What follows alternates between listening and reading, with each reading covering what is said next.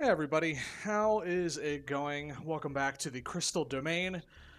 And, well, the year's coming to a close. And honestly, it has been a pretty eventful time recently, with YCS Anaheim being a pretty crazy event. I didn't go, but it seems like it was a good time for everybody that did go. And, right at the end of it, they announced a ban list. And this ban list is not really what we're going to be talking about today, but I feel like it is a good segue for today's topic. So, this ban list does feel like we are kind of leaving behind 2024 Yu-Gi-Oh, if that makes sense. We are, sending off Snake Eyes and Tenpai into the sunset, and we are welcoming in Malice and Ryzeal as our new overlords in uh, the TCG standard competitive play. Not exactly our main topic point on the channel, but trust me, we're going somewhere. So as we're sending off 2024 Yu-Gi-Oh, I've seen a couple people talk about it, and I kind of feel like I wanted to say some stuff on it myself, which is that Yu-Gi-Oh has a hand trap problem, and that might not be a shocker. It feels like some people would agree that Yu-Gi-Oh's had a hand trap problem for like forever, but I don't necessarily mean the way that everybody often talks about hand traps. You have players that think that like Ash Blossom was the worst thing to ever happen to the game. We're not going in that direction. We are more talking about we can glean this information from deck lists like our winning player, Triff. One, congratulations on the victory, Triff. Incredible win, amazing performance throughout, a well deserved win, and it's awesome to see another content creator snag a huge YCSW like Sam did like a month or so back when that happened. But like him and Pack and now Triff have all won YCSs, and it's just really cool to see these content creators who have incredible minds for the game actually take that and execute that efficiency into wins. It's really cool to see. So amazing victory by Triff. But we're going to be looking at his deck list as like a source of what we're talking about today. So the thing with it, right, is just looking at this deck list, one thing that should come across to you is that like 80% of it is not archetypal, right? Like most of it is like room for interruption, hand trap, etc. And then the rest is like one card setup from the new things. I don't actually know what Ryzeal does because I honestly have not played with the cards, but I felt like this list was a great example of what I wanted to talk about today. So like one, you have your main board archetypal cards, which are looking to take up like 3, 6, 7, 8, 9, 10, 11, maybe 11 cards, and then you got a little splash of like the Fiendsmith stuff, and then the rest of it is like Bonfire to Search, Ash, Ghost Ogre, Nibiru, Effect Veiler, Infinite Imperm, the Maul Charmy sideboard, Crossout Designator. Like even the sideboard is full of interruption. Abyss Dweller in the sideboard for more interruption, and then the extra deck is where, of course, all the magic happens for like winning the game.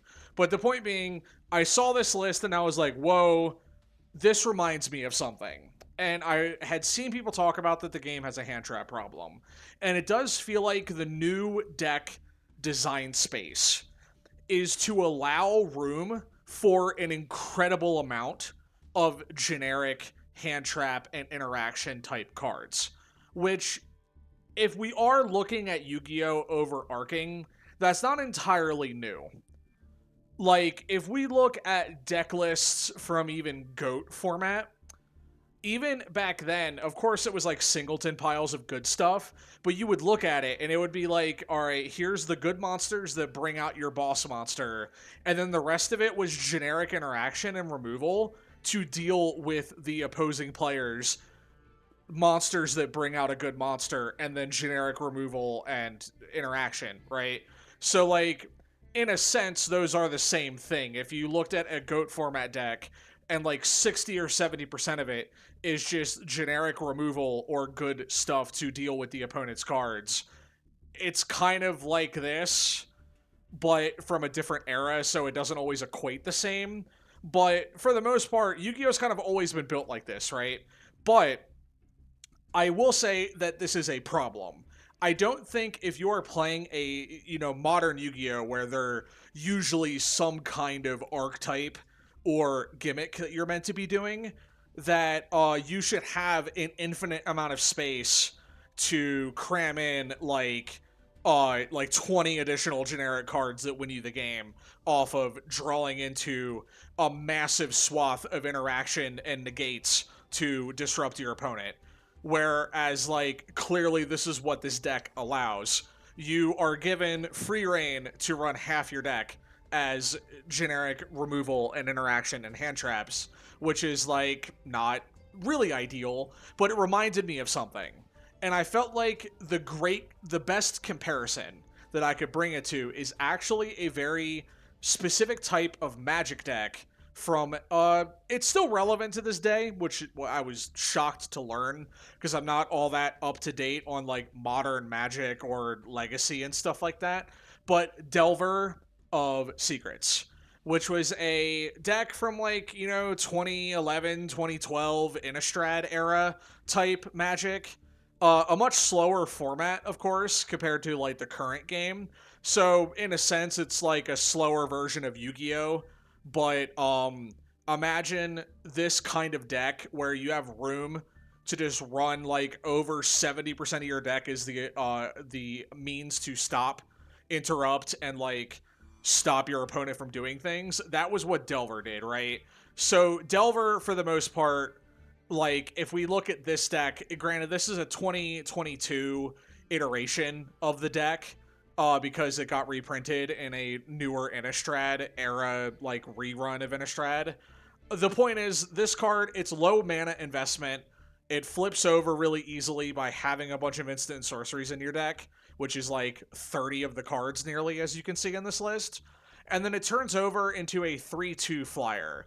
One, those are pretty good stats on a magic card. The equivalent being just a good attack stat on a monster with also evasion, right? Because it flies, and in magic, unless you have a card that can block a flyer with like reach or flying itself, you're just getting flown over by this very low investment card that they're not bothered if it gets removed because they have other means of winning the game. I mean, there's like they have other guys like stuff that burns you in this iteration, and then like this massive monster that becomes super cheap to play based on just doing what the deck does, with just spamming these spells.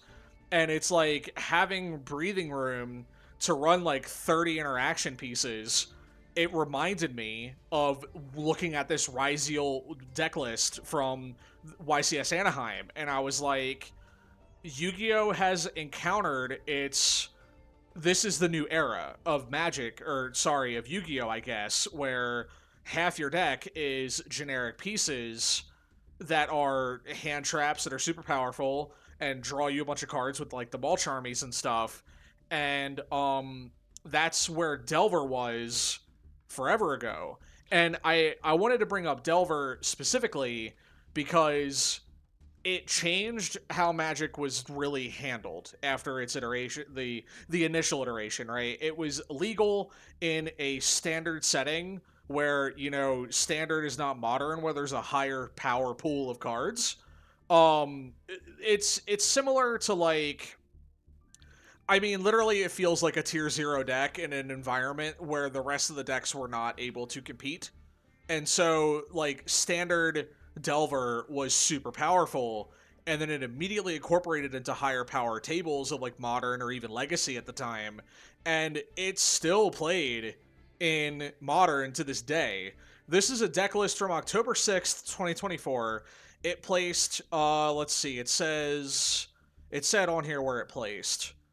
Um, where did it go? I'm pretty sure it said it placed, like, 5th This was a $5,000 modern Star City Games Washington D.C. event, and this deck plays like fifth or sixth, and it's a Delver deck. Like, I mean, granted, it's like nowhere near as, busted as it was, but the point being is that this deck has stood the test of time and is a similar style of deck where it's really like low investment, where you get out your like big guy and other relevant cards that do similar things of, beating the opponent in for low investment or just benefit off of spell slinging in this case. And the rest is just like spells, piles and piles of spells to disrupt the opponent, counter their plays, destroy their stuff, win the game by outvaluing them. And it's the same thing as this. They are one and the same. And I'm probably rambling at this point, but the new Handtrap problem, the modern Yu-Gi-Oh! Handtrap problem, is the Delver problem of 2012. And like, if this is an inkling of where Yu-Gi-Oh is going, I'm interested to see how they will combat this. Like, does every deck become this? In which case, what is done to support of legacy decks? Do they in turn get cards that become one card combo pieces that just like vomit out a million cards and then like you just outvalue them with generic stuff in the background? Like, is that where we're going? It worries me in a way of watching other people play this game and recognize the problem and know that like it's not going to get better before it gets worse realistically, because if this is the new design style of archetype, then we got more to come. Like the Ryzeal and Malice, these are not the end of this type of deck where they just run a couple of cards that vomit out everything they need immediately, and the rest is just interaction, hand traps, removal, generic disruption to, outvalue the opponent and prevent them from playing.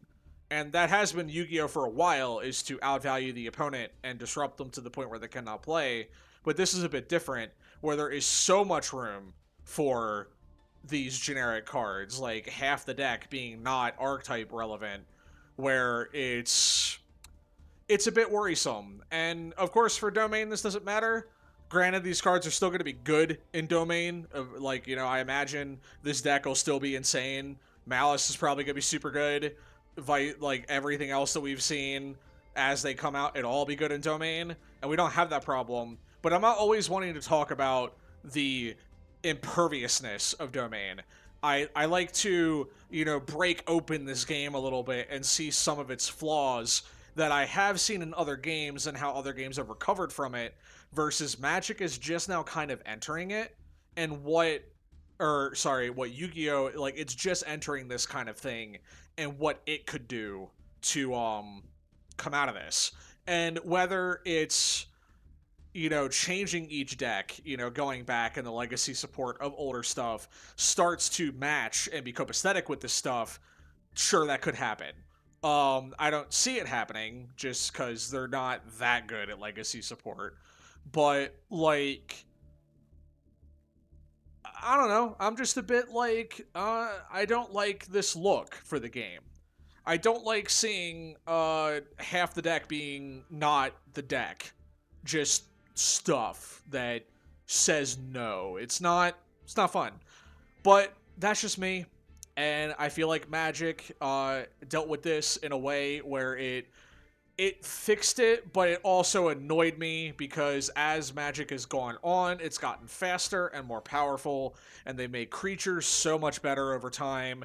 And stuff like this, yeah, it can win, but Magic is a lot better at balancing out like a control deck versus like a stun deck versus an aggro deck versus mid-range, where I don't know if Yu-Gi-Oh's the best at that. It does kind of seem like they're a bit heavy-handed on the stun deck department, where it just gets a little too much for Yu-Gi-Oh to handle. But we'll see what Yu-Gi-Oh does to adapt as we go into 2025 and where the game will evolve from here with these new style of decks taking over the game.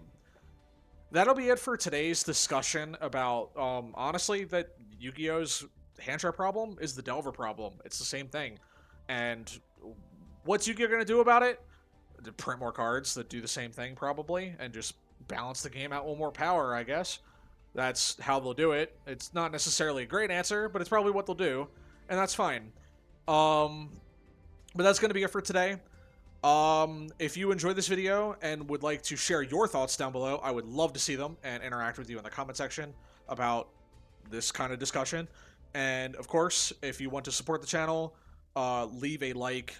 Comments are great. Subscribe to the channel if you would like to. But most importantly, it is your time that I value more than any of the other things. You giving your time to watching this, most important thing you can do. So thank you.